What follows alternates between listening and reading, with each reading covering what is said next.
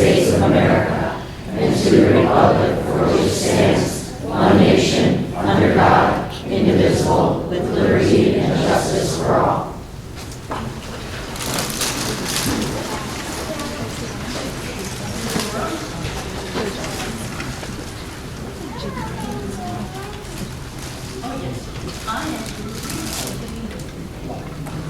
As citizens of our community, we will conduct ourselves in accordance with Newtown's core character attributes as displayed in our character tree. We will be responsible for our actions and show respect to each other. We will interact peacefully, productively, and politely. We will be trustworthy and honest and show compassion towards others. Newtown's continued success is contingent upon our ability to persevere, to follow through with our commitments, and to stay focused on the greater good. So at this point, Mr. Roros and Steve, if you would close to your mic. Oh, wait, that's right. Now we have the celebration first. Are we ready? Oh, yes, we do have to do the event today. Move that the Board of Education go into executive session. No, we did that already. Move that the Board of Education support as recommended by the Superintendent Amy Oberlander's request pertaining to Article 31-2 of the teacher contract. Second. Motion made by Mr. Rose, seconded by Mr. Cruson. Conversation. All in favor? Passes unanimously. I would like to say we're missing a couple of board members. It's a very, very busy time of year, and they are otherwise occupied. And they said their regrets. So now, are you ready? Mr. Lillo?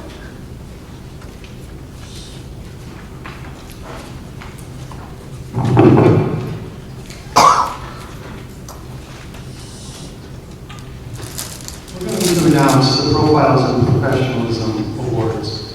It's a very special award that's given to teachers or other staff members in our district who have been recognized by their colleagues as being excellent in what they do. Our first award this evening. Congratulations, Claire DeSisto.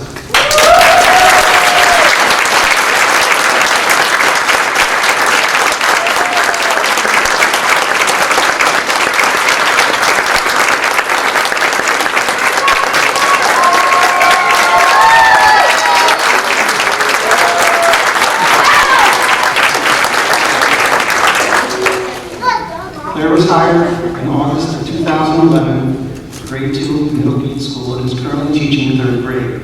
Prior to this, she held various long-term sub-positions in the district. She was nominated by Chris Geisler and Tina Jones. Chris Geisler stated Claire is a caring, dedicated, and enthusiastic educator who supports the growth of her students and makes a positive impact on school climate.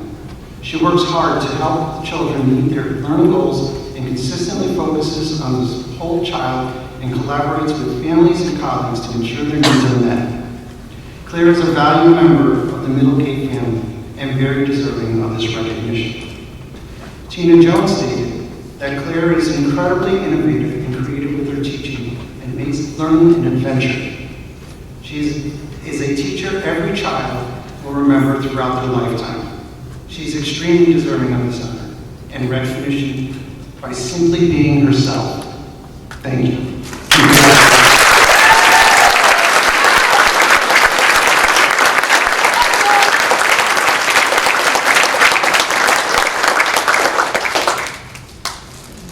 Kristen English.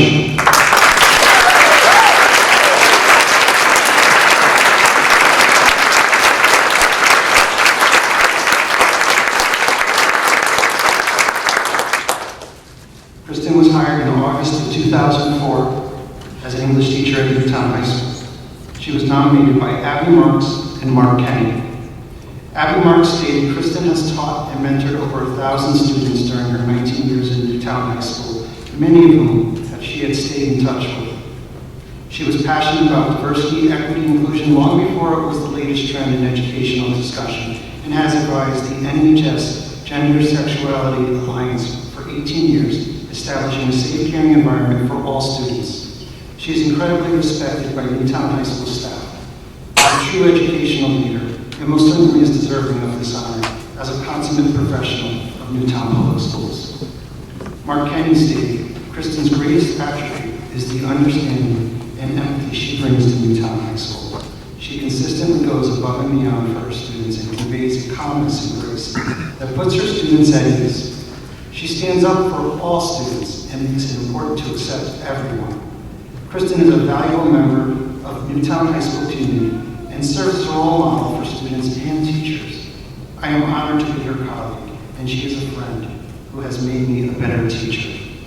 Congratulations.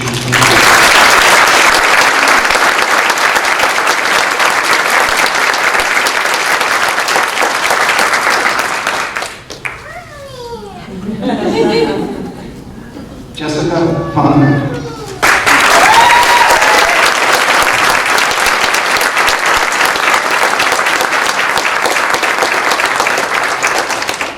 Jessica was hired in August of 1999 as a grade 3 teacher at Sandy Hook School.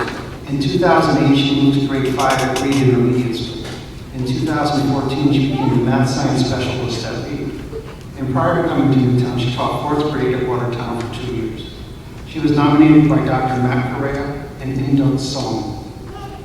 Dr. Correa stated, Jessica is a highly skilled and effective educator, leader, and mentor to many within the district, and a supportive colleague and friend. In her position as math specialist, she provides tiered supports to students who require various levels of intervention services in math in a positive, encouraging, and energetic manner. Students feel safe and supported in her care. Each year, she works closely with newly hired teachers and staff to ensure their success and frequently serves as a mentor. Jess is an outstanding educator and is worthy of this award. Induk Song stated, Jessica is a teacher who consistently performs her role as an outstanding level and demonstrates her tireless dedication to the Reed community. She has a delightful sense of humor and is unwavering belief that everyone can learn. Jess is often quick to dismiss her hard work as just being part of her job. But it is my sincere hope that with this recognition, she realizes that every day she is going above and beyond the job for her students and her colleagues, and that she is cherished as well as respected for her dedication and her integrity. Thank you and congratulations.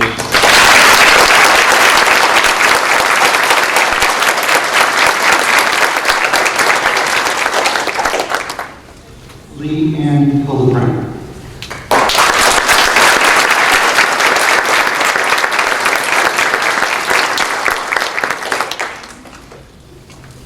Leanne was hired August 2014 as an art teacher at Newtown Middle School.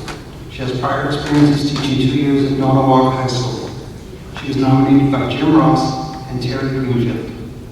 Jim Ross stated, Leanne has made a positive impact on teaching and learning for students, families, and staff.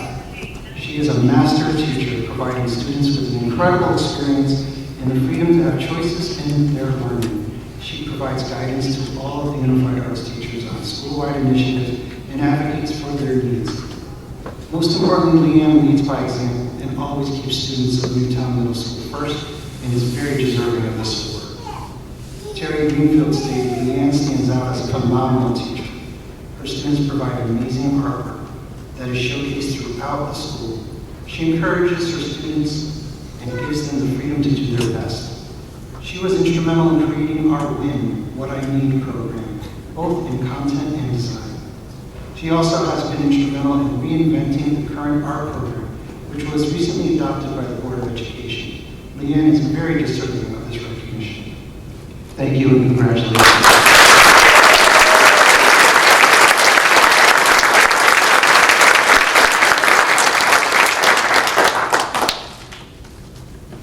Elizabeth Prua.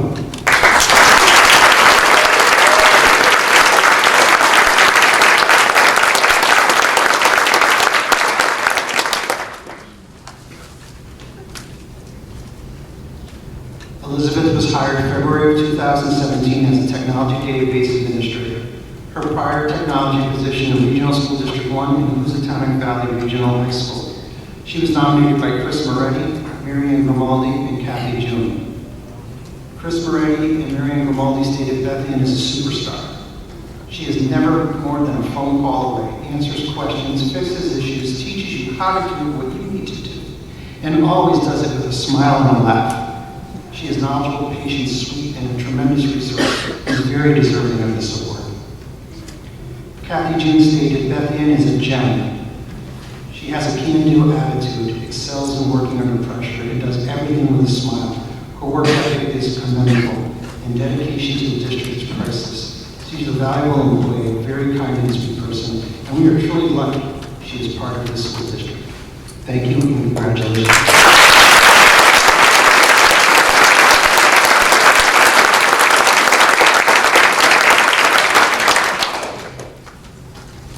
Dana Manning.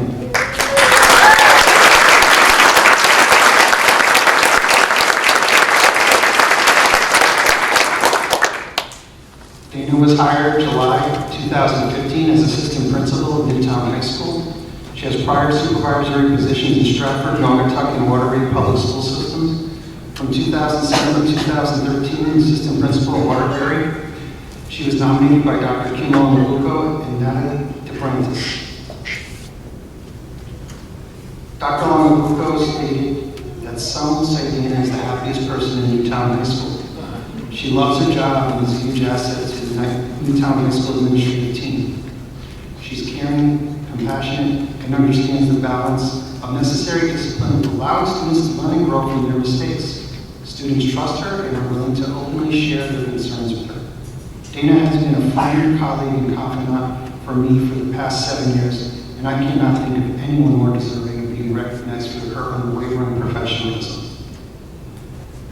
Now, DeBrantis stated that Dana is a standout as an administrator because of her expertise, leadership, and understanding of the school community. She's courageous and resilient, but also kind and compassionate. One of her best qualities is that she genuinely cares about her students. She has had a significant impact on the school and commanded respect from teachers, parents, and students alike. Thank you and congratulations.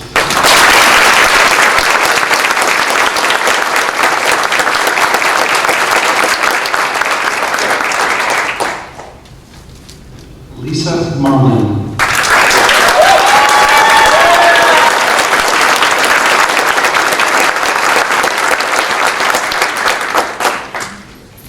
Lisa was hired February 2008 as a part-time para at Sandy Hook School, and in August of 2016 became an office clerk at Sandy Hook School.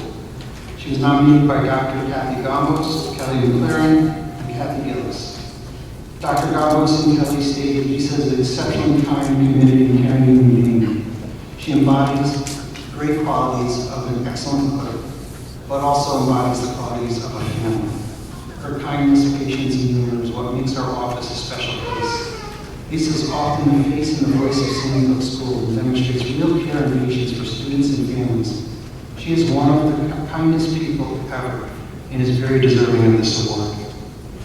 Kathy Gillis stated that Lisa lightens the front office with her wit and charm. Her patience and kindness have created a positive work environment for staff, parents, and especially the children. Lisa treated the Hawley School staff as special guests, leaving us a positive memory of our time spent at Sandy Hook. Thank you and congratulations.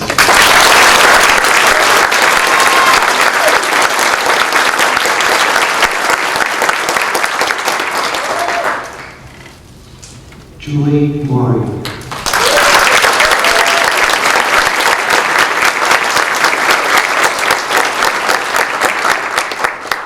Julie was hired in September 2018 as a library media para at Middlegate School, and in August 2020 became library media clerk at Newtown Middle School. She was nominated by Amanda Contra and Nadia Papalia. Nada Papalia stated, Julie gives selfishly every day to ensure success for every person in our school community. She masters the intricacies of her position with grace and ease and makes students and staff feel seen and heard. Julie has a welcoming smile and and a wonderful sense of humor and epitomizes team play that spreads to students and staff alike. She is the model of professionalism and exemplifies all that is best in the Newtown Public Schools. Her advocacy efforts are often a difference in the lives of our students and our community. Amanda stated Julie goes above and beyond on a daily basis to support a culture of reading and caring, supportive learning environment for all members of the Newtown Middle School community. She is supportive, positive, and caring, and has been instrumental in making the Library Media Center a welcoming and exciting place. She is a gift to Newtown Middle School. Thank you and congratulations.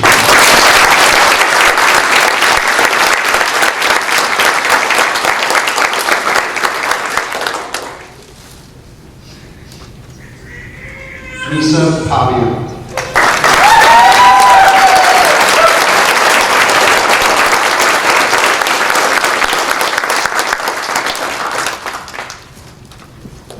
Lisa was hired December 2016 as a paraeducator at all these schools. She was nominated by Kathy Leha and Marjorie Hawaii. Kathy stated that Lisa works one-on-one with one of her first grade students this year. She looks for positives when interacting with students and is consistent with expectations.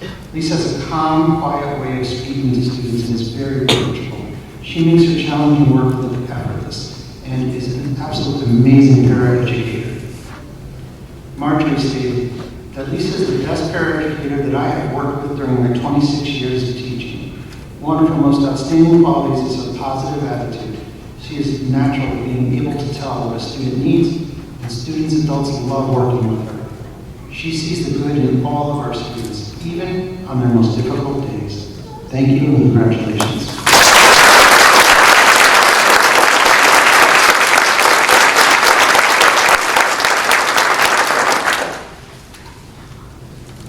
Officer Fernando Pereira.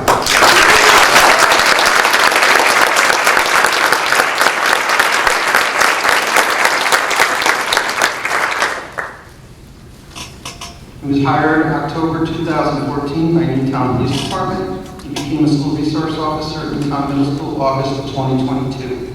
He was nominated by Brian Walsh, Judy Rowley, Ingrid Russo, Arminda Estevez, Gayla Karsinski, and Erica Finkley. Mr. Walsh stated that Officer Pereira has made a huge positive impact on Newtown Middle School community in such a quick time frame. He's special because he values relationships and connects so well with the students. He treats them as individuals that they are and makes an effort to know their names and more often who they are as people so that students respect them. He goes above and beyond and is incredibly visible throughout the community. Fernando's incredible work keeps the staff and students safe, and his sense of humor drastically improves the culture of the building. He's not just any SRO, he's special, and he makes us all better. Judy stated, Officer Pereira is always visible in the halls and cafeteria, stepping in to address issues with students or to give them positive feedback. He's well deserving of this award. Ingrid Russo stated, Officer Pereira has forged relationships with our students, and they have responded in a multitude of positive ways. His ability to identify and address student needs, concerns, or behaviors in a smooth, effortless manner is unparalleled. He routinely provides feedback to appropriate staff regarding student concerns and is the perfect addition to Newtown Middle School. Arminda Estevez stated, Officer Pereira's presence is warm and caring for all. He has a positive outlook with happy and caring demeanor. His impact on our building is visible. Kayla Gazinski stated, Officer Pereira has been a wonderful addition to our school. He makes sure our students are safe, respectful, and kind to others, and he has built a positive rapport with our student body. He cares deeply about our students and staff, and is a wonderful asset to our building. Erica Finkley stated, Officer Pereira integrated well into the middle school environment. He is friendly, kind, a team player, and makes an effort to communicate with all of us. He's genuine attempts to connect with students, to set them up for success in his life as a parent. He should be recognized for this wonderful quality and service he contributes to our school. We are proud to have him here. Thank you and congratulations.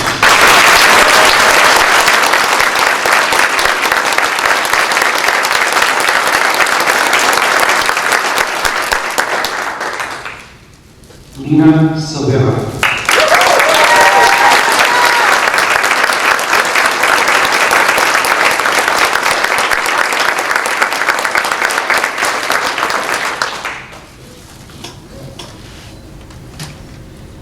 Lina was hired in 2006 as a .5 long-term kindergarten teacher at Middlegate School. Was hired as a full-time first grade teacher in 2006. In 2015, became a reading and language arts consultant. She was nominated by Heather Lucian, Claire DeSisto, and Robin Colon. Heather stated that Lina carries out multiple responsibilities with the utmost diligence and professionalism. She provides support for students and staff effectively. She's well organized in managing the reading department, which includes 3 reading interventions teachers and 3 paraprofessionals. Lina is viewed as an educational leader at Middlegate and is a valuable resource to the staff as she addresses concerns brought to her attention. Middlegate is lucky to have her on our team. Claire and Robin stated that Lina does it all and is a go-to person for anything and everything. She goes above and beyond supporting classroom teachers and provides professional development that's informative and concise. Her skills extend into technology, and she assists with data analysis, creating the most useful reports. Lina is our language arts guru and is a highly respected colleague. She's a wealth of knowledge and loves to share it.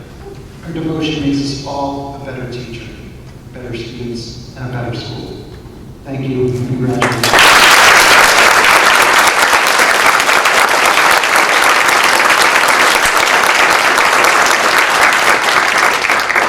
Our last award goes to Jennifer Solomon, who was unable to attend this evening, but I do want to recognize her by reading her write-up. She was hired in 2012 as a building substitute at Edinburgh School. She moved to the special education para position in 2014, and she was nominated by Tim Napolitano and Kristen Matera. Tim stated Jen has been a dedicated paraeducator, always willing to help with any role needed at the school, and she is an amazing support for her students.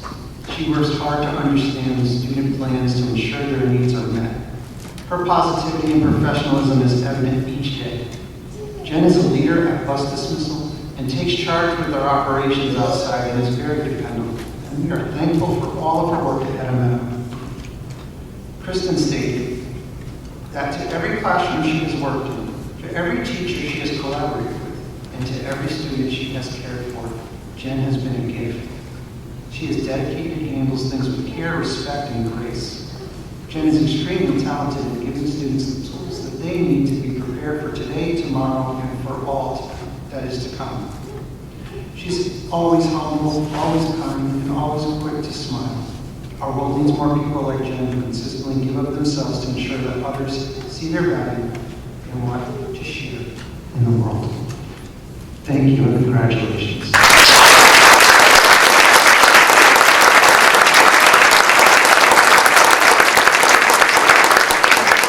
We have one more round of applause to all of our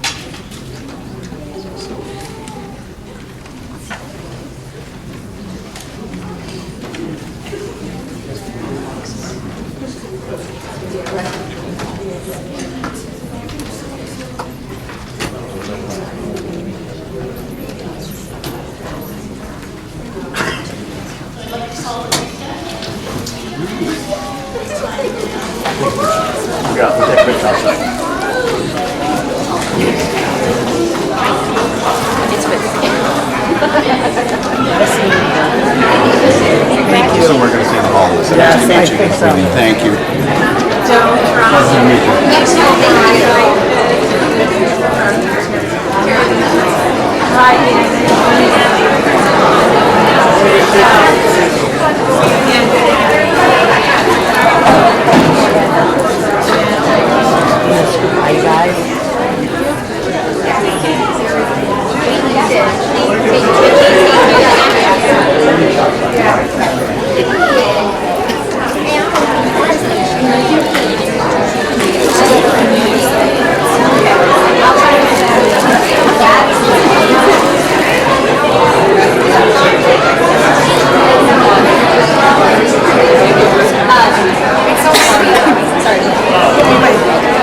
Me my pee.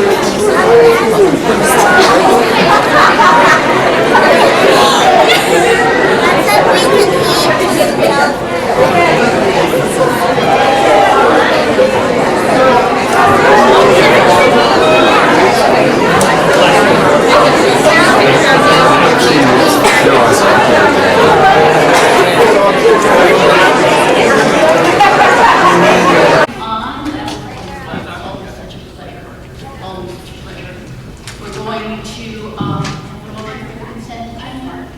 Move that the Board of Education approve the consent agenda, which includes the Newtown High School Spain Student Exchange Program. Motion made by Mr. Porter, seconded by Mr. Cruson. Any discussion? All in favor? Passes unanimously. That brings us to public participation. During the first public participation, the board welcomed commentary regarding items on the agenda. After being recognized, please state your name and address for the record. We request that speakers be respectful and limit comments to not more than 3 minutes. The Board of Education does not discuss personnel items or student matters in public.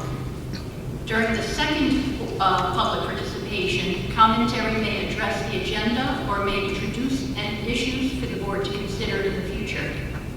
The board does not engage in dialogue during either public comment period. If you desire more information or answers to specific questions, please email the Board of Education and the addresses on the agenda. Is there anyone who would like to address the board?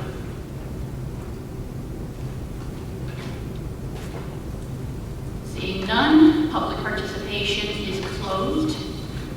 That brings us to the reports. So we have much more to celebrate. So we received an email from Ms. Hiskovich a week or two ago, and in it she said that Newtown Public Schools have been awarded with the NAM Foundation's Best Communities for Music Education Award. So we saw some wonderful examples of our staff, our teachers, parents, and administration. And we have an incredible music department. And this is not a one-off type of award. It seems every year I've been around, we have gotten this award. So kudos to our music education staff. The other thing is we have capstone projects that are going on this week.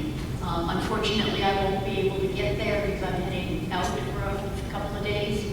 But if you have the opportunity, the capstones are always a joy to go and watch. And I think this might be your first year for doing it. I highly recommend it. And we received the schedule from Dr. Longabuca, and it's something that's really just an incredible experience. That ends my report. Mr. Melillo? Post-COVID, we have seen an uptick in behaviors at the elementary level especially, so we're working internally to support students at all of our schools. We are using the expertise of a BCBA behaviorist from Newtown High School to help support the elementary level, and we're looking to hire an elementary BCBA to support our students. May 15th, I attended the Western Connecticut Superintendent Association CAP Student Leadership Award ceremony. It was located at the Amber Room in Danbury. We celebrated students from both Newtown High School and Newtown Middle School. Congratulations to Newtown Middle School students Tom Mitch Bacon and Claire Cesar, and Newtown High School students Kate Shook and Stephen Cook. We completed negotiating both the Federation of Educational Personnel contracts and the Custodial Maintenance Association contracts. Yesterday, the educational personnel ratified their contract.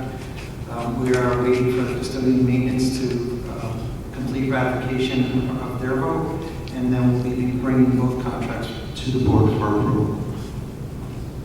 That concludes my comments. Thank you, Mr. Melillo. Committee reports. Mr. Kusan. I also have a liaison report for later, just so you're aware, actually, too. So the policy committee last met on the 3rd of May, which we haven't discussed yet, because we've had meetings since then. We continue to discuss the administering medicine policy, which is a very complicated policy, despite its name. That's going to need a few more passes before it comes to the board, probably. We're working on employee safety, and there's 2 other policies that are going to be combined in that. And we discussed student health services, which I believe should be coming to the board soon.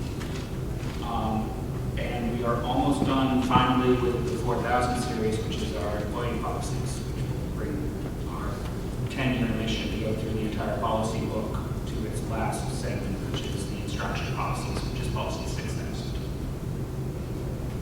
Thank you very much. Any other? Ms. Plant? Yes, I'll give a brief committee report in Ms. Larkin's absence. The CFF committee met last week on May 18th. Ms. Bottas gave us a very comprehensive update on the various building projects in flight, most notably the Holly HVAC project, which is nearly complete, just pending the arrival of that switchgear over the summer. There's also a number of projects that will take place over the summer, and we're very excited that our new director of facilities, John Marlowe, will join us on June 5th. We also discussed the 23-24 proposed budget adjustments to account for the $550,000 budget reduction. We'll discuss that in more detail later tonight. And then we covered a couple of other items that are also on tonight's agenda, so I'll save the conversation for later. Thank you very much. Any further? That moves to liaisons. Mr. Kusan. I've got 2.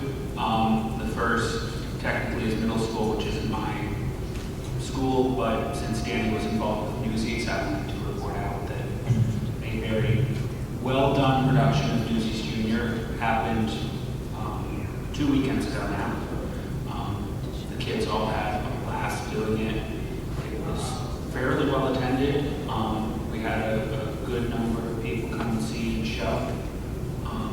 And Mr. Ross was involved in production as well, which the kids all really enjoyed that. So all around it was well received, and it sounds like it has set up the drama club for next year financially, which is also good. Excellent. And Head of Meadow last night had its 4th grade concert, chorus/recorded concert, which is the last concert for that 4th grade class, which was also very well done. And it was a good demonstration of why we got the award that we got for being the best community for education, or music education, which I've heard mixed messages. We've either gotten it for 13 years or 15 years. I've heard both numbers. So, yeah, both are good numbers. Okay. And Mr. Boros. And I was fortunate enough to go to the middle school band and orchestra concert, which, of course, was spectacular to see all those children doing their tuning and strumming and whatever. God bless them. They've come a long way, because I remember going through it in reading grades 5 and 6, so I know how far we've come. So I look forward to 8th grade and then to the high school. Thank you. Any further liaisons? Moving on to the student representatives. Good. Yeah. Good evening. It's been a while since we gave our last report, and NHS students have been up to quite a bit since then. AP exams are officially finished, and NHS students are on their final push for the end of the school year. Earlier this month, the chess team excelled in their spring tournament in Danbury's Scholastic Chess League, finishing second overall. Last week, concerts for the NHS band, orchestra, and choir were held. Each group showed off their hard work and honored their senior members. NHS students have had the chance to join some interesting field trips recently, with French students taking a trip to Trumbull to watch Chevalier, a film following the story of a French violinist, and students in biotech getting the neat chance to tour a prison and hear some have some valuable conversations. The long-awaited junior and senior proms took place this past month, and students enjoyed end-of-year festivities in their polished attire. It's been an incredible week for NHS athletics, with girls tennis finishing first at SWCs, and both girls and boys track teams taking first yesterday evening. Senior Spirit Week began this week, and the class of 2023 is going all out to celebrate their last Spirit Week at NHS, with today being Athlete versus Athlete Day, and tomorrow being Country versus Country Club. NHS students have been recognized for their impressive accomplishments as the year comes to a close, with the class of 2023 demi-decile students and CAVE Award winners acknowledged recently, with more to come at next week's annual award ceremony. On Sunday, the National English Honor Society, GSA, Girls Inspiring Girls, and Students Advocating for Diversity and Equity held a read-aloud at CH Booth Library. The community has been abuzz as the board contemplates the banning of books from libraries. For what it's worth, your student representatives implore the members of the board who voted in favor of the ban to reconsider their decision. Truthfully, it was disappointing to see members of the board utilize and support a rhetoric rooted in regressive and unaccepting ideals. Thank you.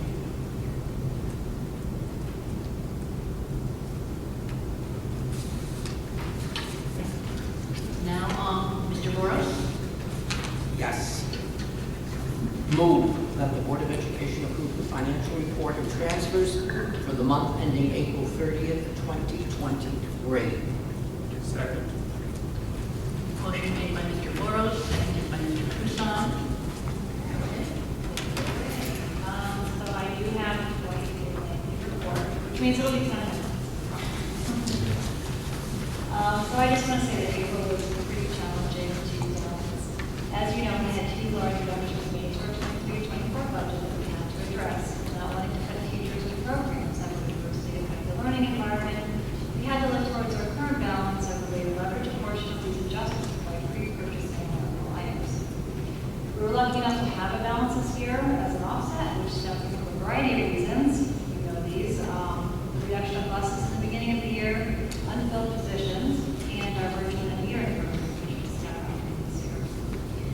So on March 1st, the Board of Finance made a recommended reduction to our building and projects account in the amount of $185,000. Although they do not have line item authority, we did reduce this line item by moving some projects, reducing others, and repurchasing some materials. As you probably know, these adjustments were made outside of the general fund in our capital non-recurring fund, therefore not affecting our balance.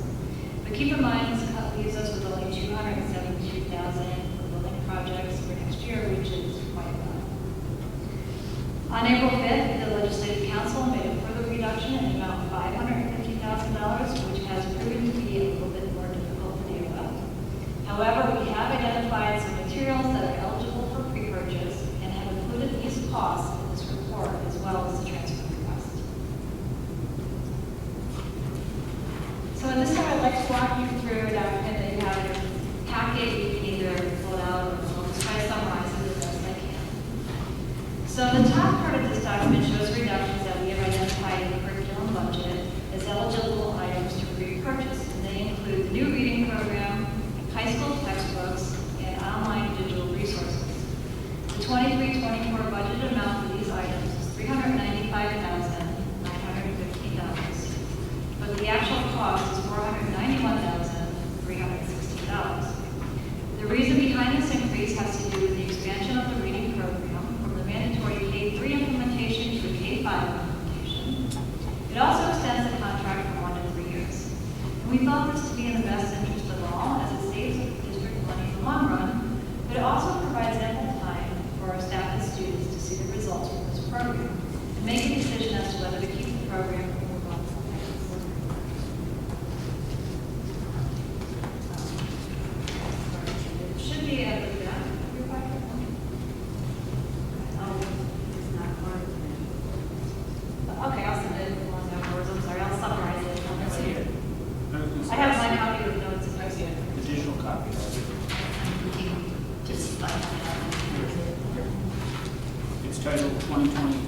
for budget reductions in 2022, 23 purchase plan, right? Okay, that's good. So anyway, we'd like to take this program from a 1 to 3 year contract. And like I said, the 3-year cost for this contract is $351,225 or $157,225, over the budget amount. So there was also some changes in cost for the digital online services, and the explanation here is that after a thorough review of these programs, we identified exactly how many users we have and which students and staff members would benefit from using them. So by doing this, we're able to reduce these costs by $61,824. So the next section, let me just back up that these pre-purchases that are on the top part of this page are included in my transfer request, and we would like to use the surplus out of transportation and various electricity accounts to pay for these items. That's the bottom part of our transfer. So the next section of this document does show some pre-purchases that were made at the school level, and these are for textbooks, some instructional supplies, and equipment. They total just under $51,000, and transfers were not necessary for these because these items were funded using the same budgeted accounts.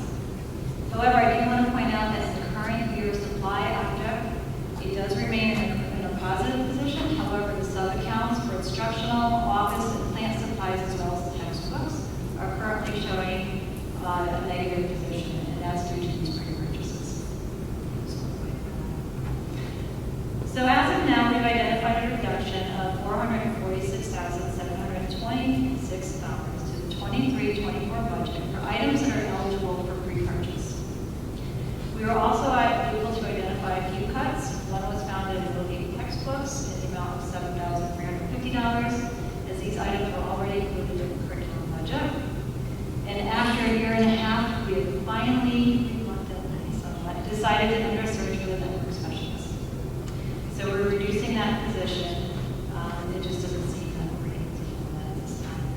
But we have chosen to outsource the work for contracted services, and this will provide an overall reduction of $41,000. So with these cuts included, we've identified $495,076 for the 23-24 budget reduction, and we are still in need of finding just about $55,000. However, in addition to this, we have settled our 2 union contracts, which will require an additional $59,000 for salaries. We've also begun to look at our non-union contracts, which typically follow the GWI agreements. We may be obligated to add approximately $30,000 or more to those salaries. At this time, we are in need of finding about $150,000 to address the balance of the legislative council's cut, as well as the additional funding required to address contractual obligations. So any questions on this page for the budget transfers, the 23-24 budget reduction, and how they relate to our current budget? So moving on to the current budget, after including all of these pre-purchases associated with this reduction, we're showing a new projected year-end balance of $132,354.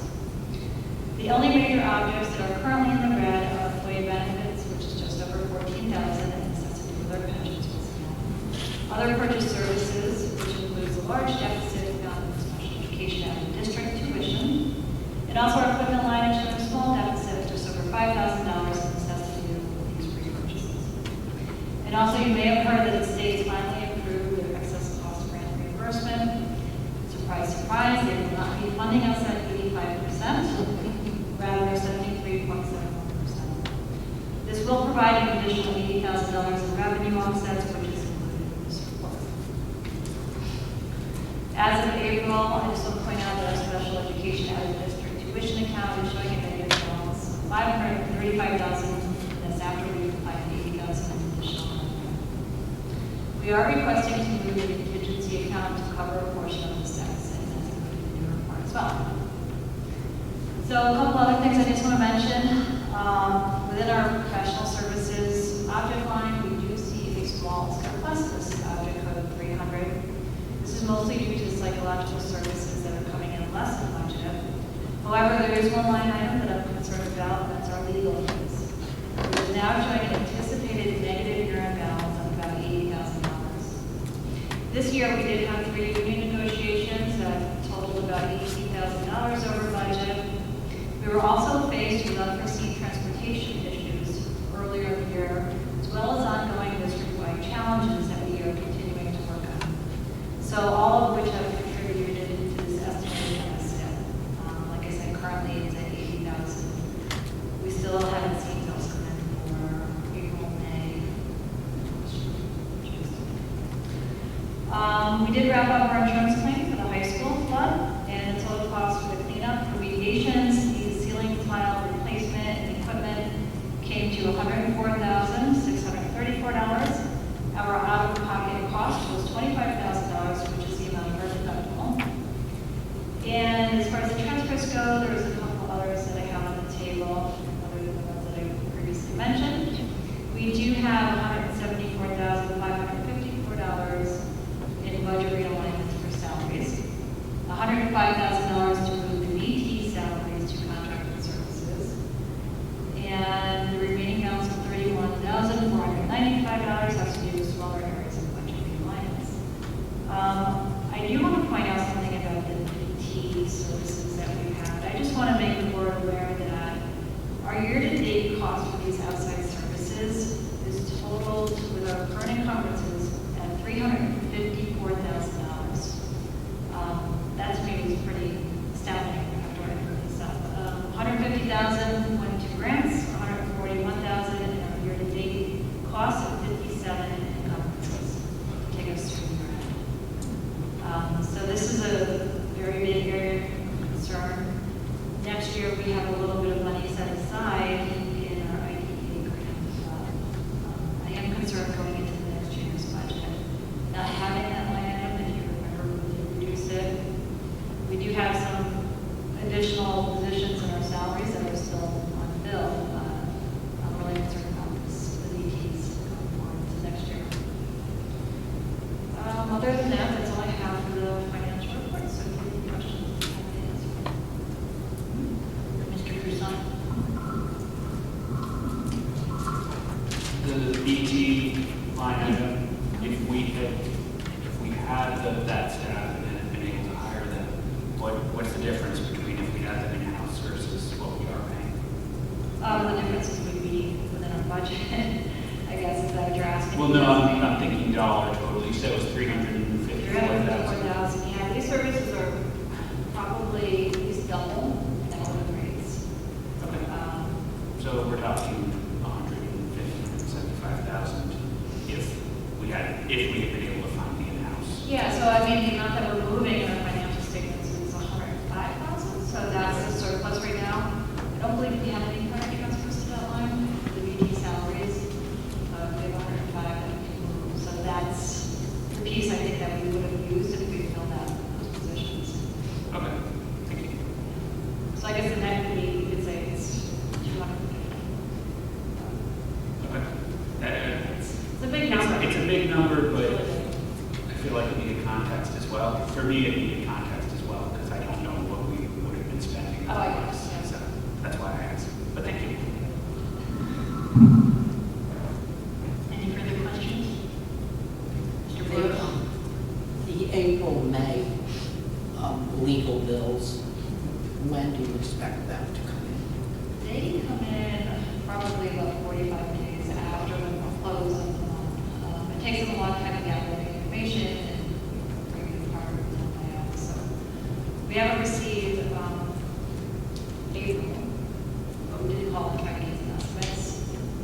So that should be coming in soon. And then Thank you. Any further questions? Can you hear it? I'm sorry, can I just mention one other thing, and it has to do with projects. Another big concern, and I'm sure John will take us on once he starts, are the chillers in this building. So I know a while back we had talks about replacing refurbishing one of the chillers, and the cost was $120,000, but now both chillers are not doing well at all.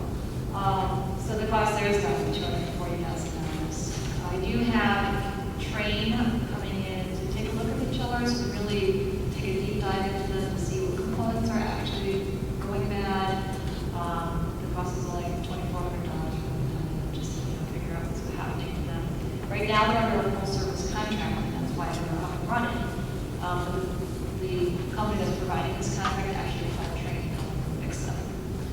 So we'll have to take another look at that, probably come June and talk about whether or not we want to pull money out of it on that, say.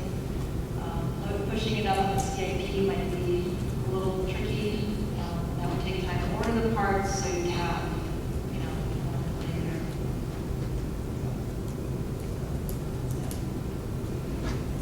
Thank you. Any further questions? All in favor of accepting the financial report? Passes unanimously. That takes us to new business, and that's a discussion and possible action on chart levels. Mr. Burrows.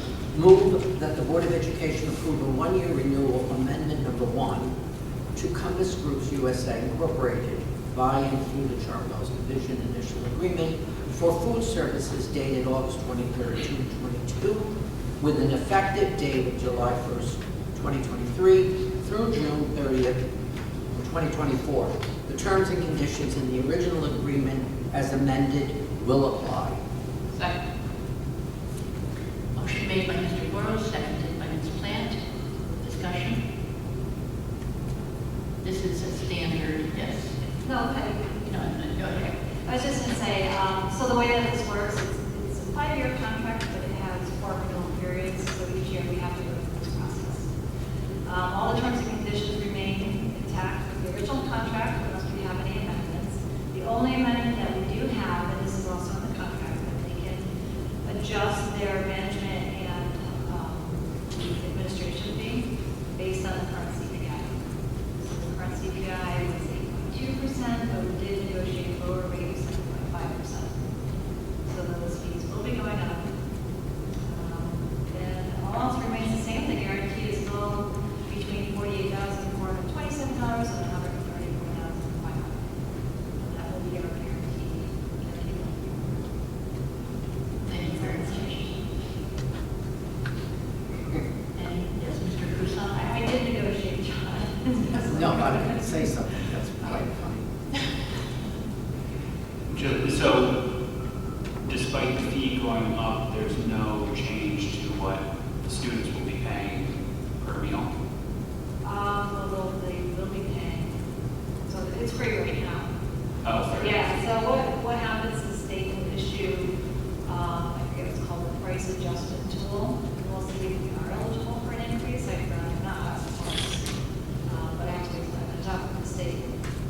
I thought we usually decided. We can, but there's also a tool that we use. Oh, that's And like I said, I don't think that, I mean, my personal opinion, just looking at what we received this year based on the free lunches, I don't think we should increase that, but we have to increase the state recommendations. I forgot that we had been doing the phrase on that. State funded. Thank you. I'd like to thank Chartwell's for their invitation to feed us on Thursday. Timely, I might add. And they'll be here on the 6th. On the student 6th. Thank you. Any further questions, discussion?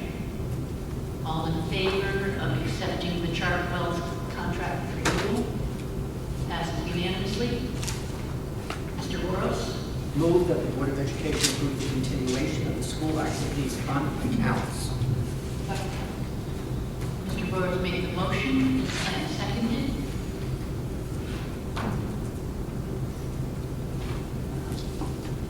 So one thing I discovered was I think March is a really bad time of year to present this report. I don't know why we've done it in March, but it includes the highest balances.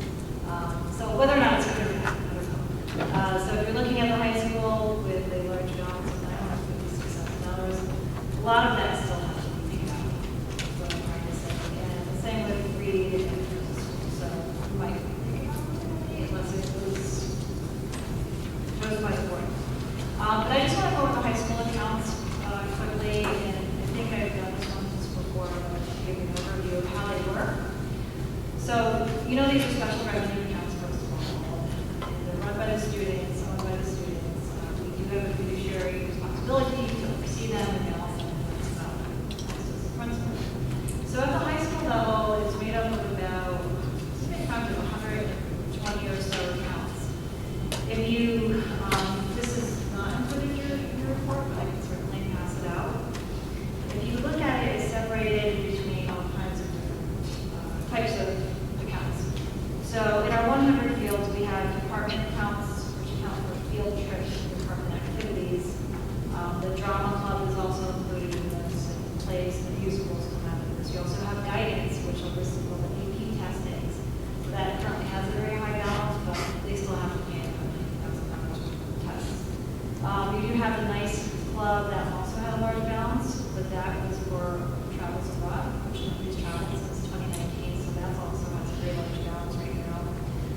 heard they're planning on 2 trips for next year. So that's good.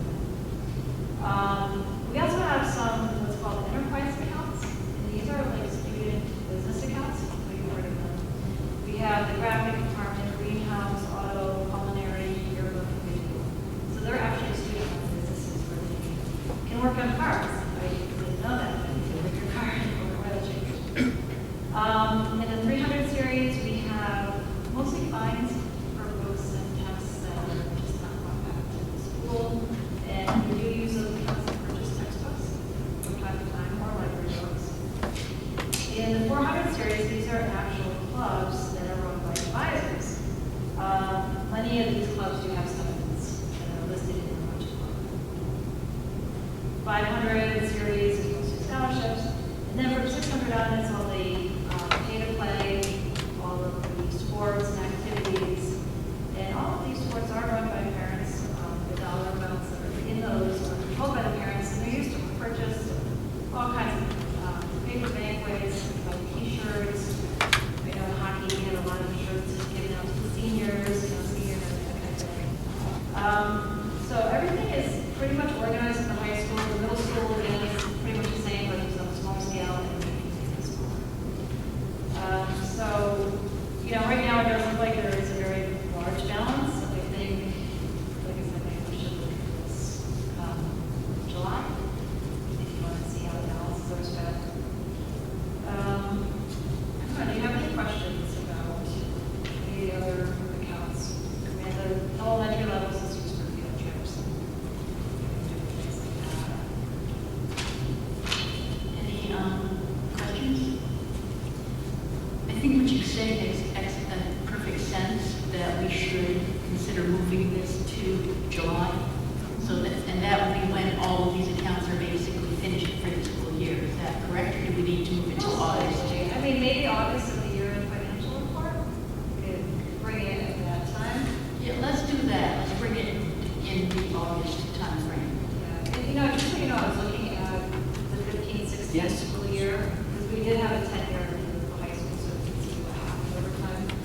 I did point out, I noticed a couple of things, just through my own observations.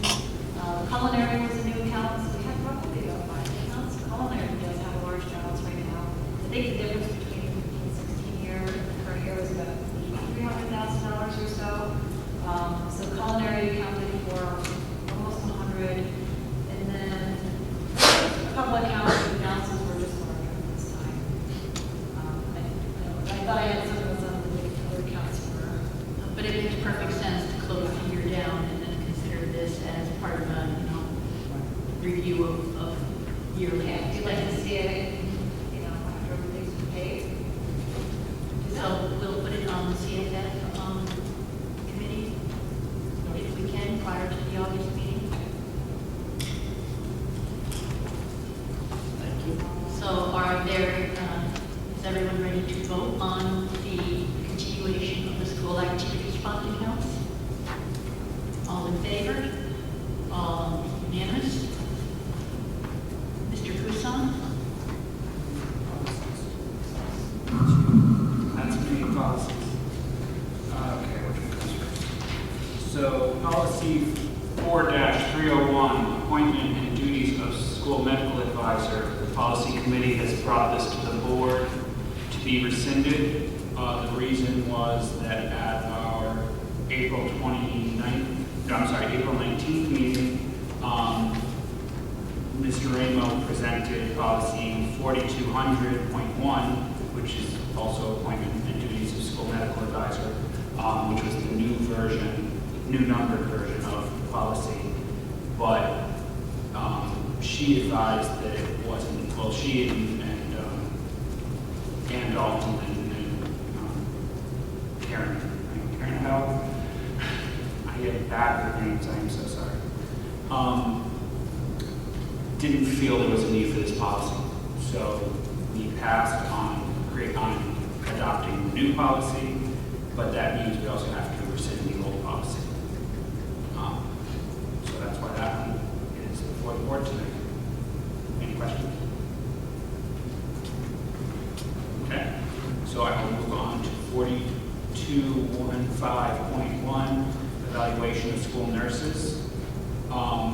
This is another one as we're going through the 4,000 series that we're adopting, moving from old numbered policies. The old policy is 4-302.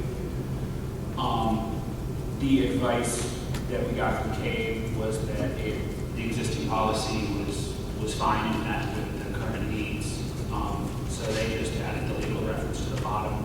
But in reviewing it, Karen and Ann saw a change that needed to be made so that the new policy would meet the current practice. So that's what's in red. It's just it's a wording change to bring the policy in line with the current practice. Any questions? Okay. Well, we have unfortunately, our next policy meeting is tomorrow. It'll get fixed. It'll get fixed starting next month.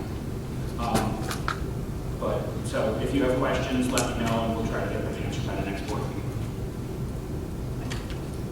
Thank you very much. Action, on minutes, Mr. Burrows? Move that the Board of Education approve the minutes of May 2nd, 2023. Second.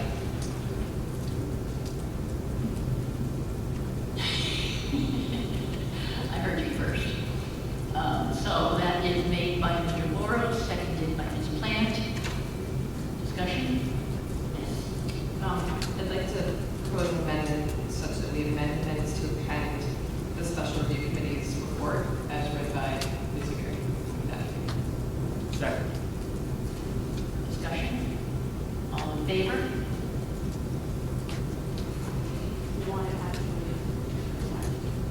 It should be attached to this minutes, and then just say that that they would be attached, they would be part of the last minutes. But again, by FOIA, we're not allowed to change what's been posted. they're in, no, they're on the website.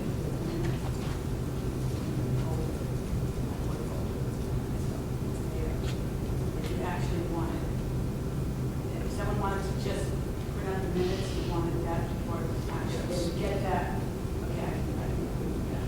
Okay, good. Okay, so I did a whole motion. Okay, so the amendment, okay, so then all in favor of the motion as amended? Passes unanimously. That brings us to public participation. I'm sorry, is that the session with the minute now? Sorry. Would you like to go first? Are you sure? Okay. Dan, give them a chair, please. I'm sorry.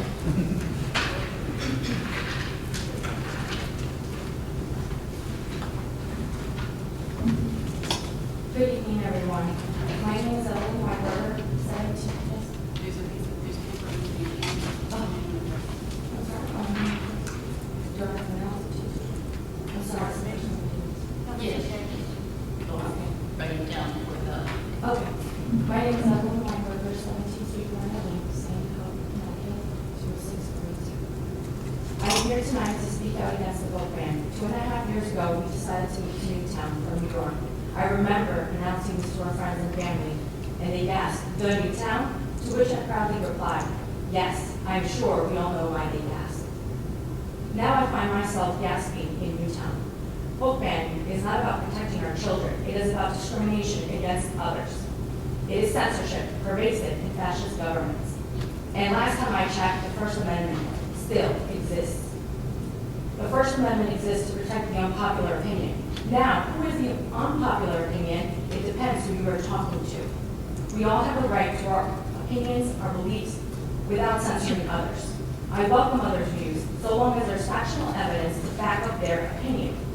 In my research, I have found that many efforts on banning books involves opinions instead of facts. Parents who stand for book banning, I agree. You have the right to pick what materials your children read at home, not in our public schools. The keyword is public school, not homeschool. It is offensive to our librarians and media specialists who are qualified and experienced to select age-appropriate books for our public schools. And if your child comes home with a book that goes against your family, values. Then it is time to have a conversation with your child out about what is going on. That's a parenting issue, not a public school concern.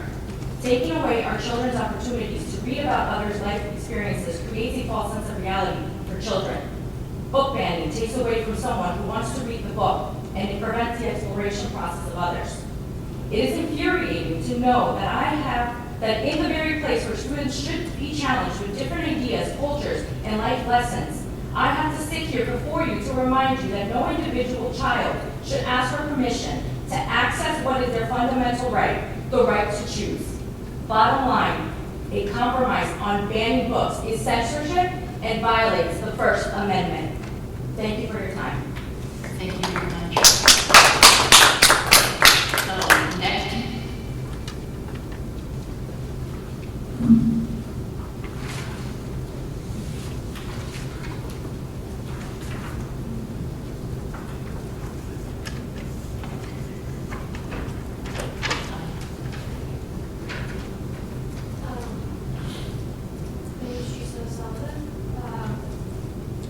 Ask when you finish to just sign the form too, okay? Student at Newtown High School. And you don't need to put your address down.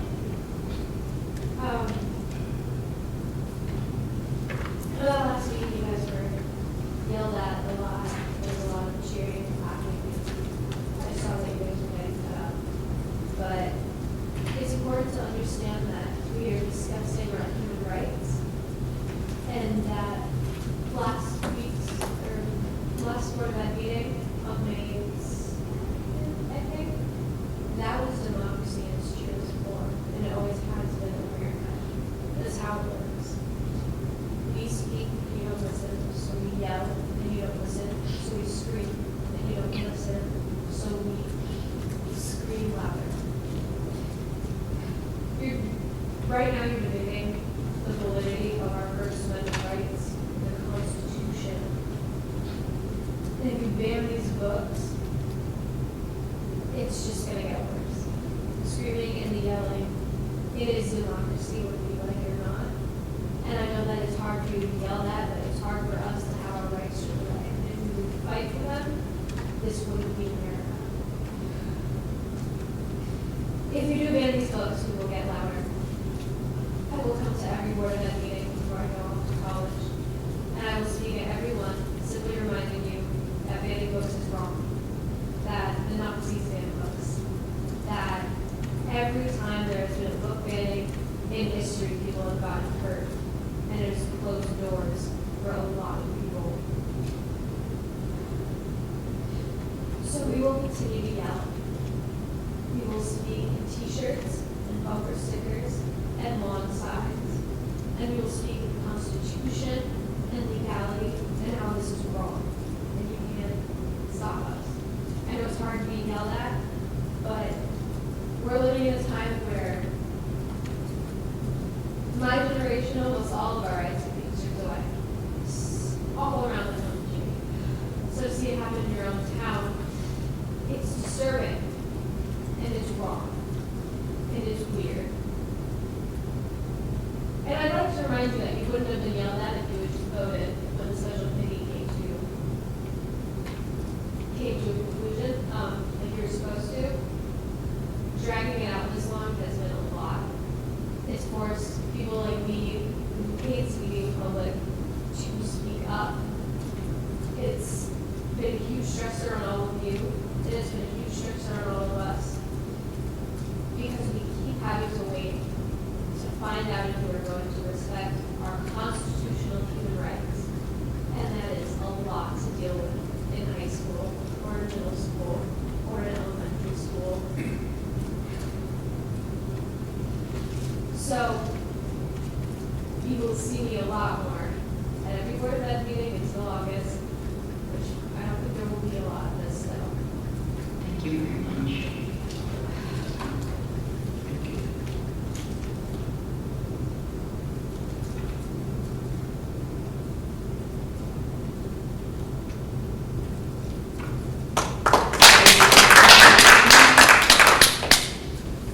Anyone else who would like to speak?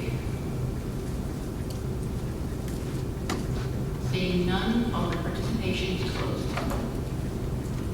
I make a motion to adjourn. Second. Motion to adjourn made